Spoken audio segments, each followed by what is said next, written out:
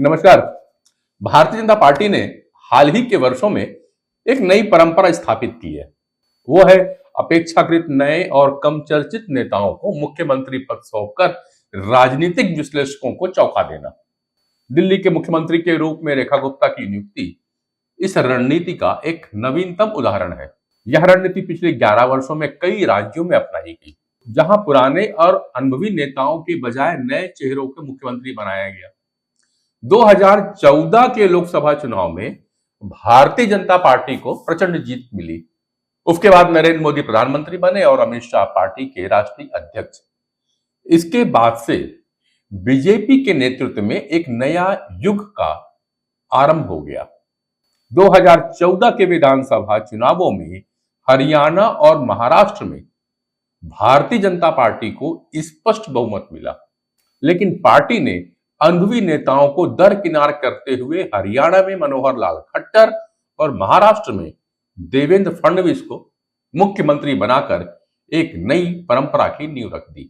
इस परंपरा को जारी रखते हुए भारतीय जनता पार्टी ने 2017 में उत्तर प्रदेश में योगी आदित्यनाथ और 2023 में मध्य प्रदेश में मोहन यादव, राजस्थान में भजन लाल शर्मा और छत्तीसगढ़ में विष्णुदेव साय को मुख्यमंत्री बना दिया। इसी तरह 2024 में हरियाणा में मनोहर लाल खट्टर को हटाकर नायब सिंह सैनी को यह जिम्मेदारी दे दी गई।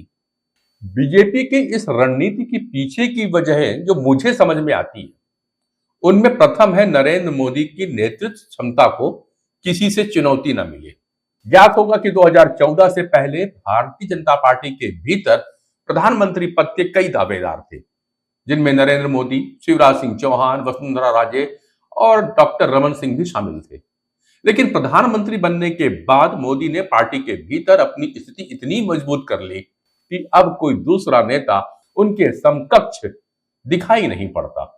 राजनीतिक विश्लेषकों के अनुसार बीजेपी आलाकमान चाहता है कि राज्यों में ऐसा कोई मुख्यमंत्री न बने जो भविष्य में नरेंद्र मोदी की स्थिति को चुनौती दे सके। इसलिए अपेक्षाकृत कमजोर या नए नेताओं को आगे बढ़ाया जा रहा है। दूसरा कारण पुरानी पीढ़ी से नई पीढ़ी की ओर बदलाव है।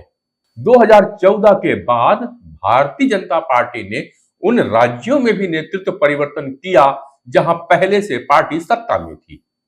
उदाहरण के लिए मध्य प्रदेश, राजस्थान और छत्तीसगढ़ में स्थापित नेतृत्व को बदलकर नए नेताओं को कमान सौंपी गई।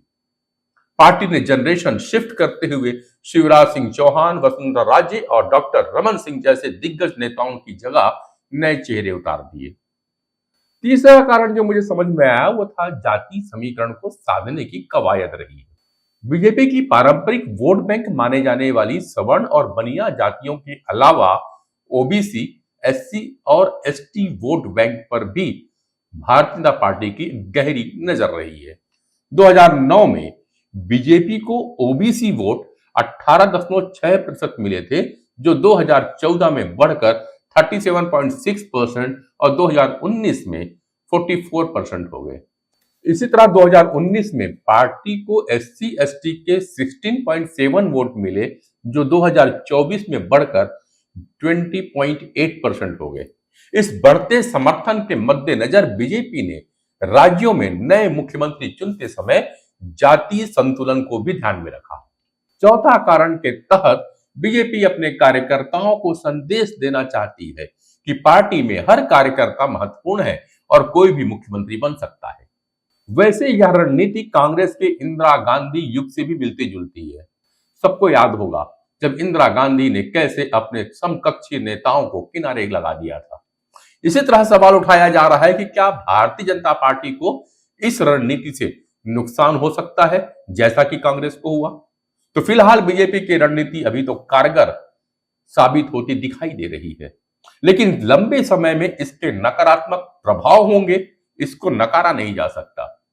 1970 और 80 के दशक में कांग्रेस ने इसी तरह का तरीका अपनाया था, लेकिन इससे पार्टी की जड़ें कमजोर होती चली गई और 2014 तक कांग्रेस लगभग खत्म हो गई।